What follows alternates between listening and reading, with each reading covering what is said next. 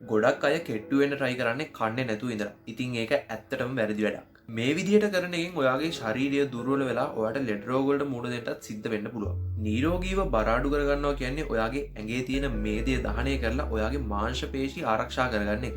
එහෙනම් අද අපි මේ වීඩියෝ එකෙන් කතා කරමු කොහොමද නිවැරදිව නිරෝගීව බර අඩු කරගන්නේ කියලා. එහෙනම් අපි යමු වීඩියෝ එකට යන්න කලින් ඔයා තාමත් මාව subscribe කරලා නැත්නම් මාව දැම්ම subscribe කරලා මාත් එක්ක දිගටම set වෙලා ඉන්න. step number 1 ආහාර පාලනය. බර අඩු කරගන්න ජර්නි එකේදී 70%ක්ම බලපාන්නේ ඔයා ගන්න කෑම.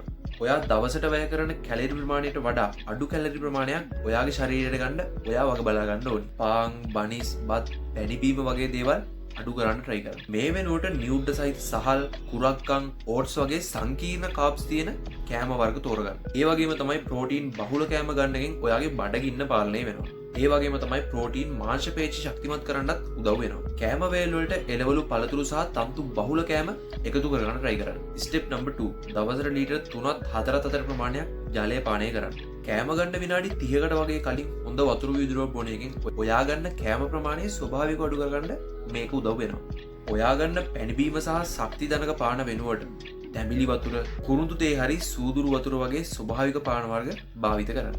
step number 3 කෙට්ටු වෙන්න නම් ඔයාගේ ශරීරයේ වෙහෙසන එක අනිවාර්ය දෙයක්. මේකෙන් ඇවිදින එක, දුවන එක, පීනන එක සහ බයිසිකල් පදින එකෙන් ඔයාට වැඩි කැලරි ප්‍රමාණයක් දහනය කරගන්න පුළුවන්. සතියට දවස් 5ක්වත් අවම විනාඩි 30ක්වත් මේවට වෙන් කරලා පුරුද්දක් විදියට මේවා කරන්න ඔයා try කරන්න ඕනේ. ඒ වගේම තමයි මේත් එක්කම ඔයා ශක්ති වර්ධන ව්‍යායාම වල නිරත වෙන්නත් try කරන්න ඕනේ. මාංශ පේශි වර්ධනය වෙනකොට ඔයා විවේකීව ඉන්න වෙලාවටත් ඔයාගේ ඇඟෙන් වැඩි කැලරි ප්‍රමාණයක් දහනය කරන්න මේක උදව් වෙනවා. ඒ වගේම තමයි ඔයා කරන දෛනික වැඩ පොඩ්ඩක් වෙනස් කරන්න.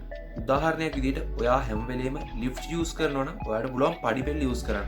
ඒ වගේම තමයි ඔයාගේ ගෙදර ළඟ තියෙන කඩේට යන්නෙත් ඔයාගේ වාහනේ නම් ඒක නතර කරලා ඔයාට පයින් යන්න පුරුදු වෙන්න පුළුවන්. step number 4 බර අඩු කරගන්න වගේම බර වැඩි කරගන්නත් මේ නිින්ද කියන දේ අත්‍යවශ්‍ය සාධකයක්. ඒක නිසා දවසට පැය 7ත් 8ත් අතර හොඳ නිින්දක් ගන්න try කරන්න. ඒ වගේම තමයි ඔයාගේ මානසික ආර්තිය පාලනය කරගන්න try කරන්න ඕනේ. step number 5 දවසේ පැය 16ක පමණ කාලයක් නිරාහාරව ඉඳලා පැය 8ක කාලයක් තුල ආහාර ගන්න එක වර්තමානයේ ගොඩක් ජනප්‍රිය සහ සාර්ථක ක්‍රමයක්. ඒ වගේම තමයි කෑම කන්න අවම විනාඩි 20ක්වත් කාලය යොදවන්න. සහ හොඳට කෑම හපලා කන්න.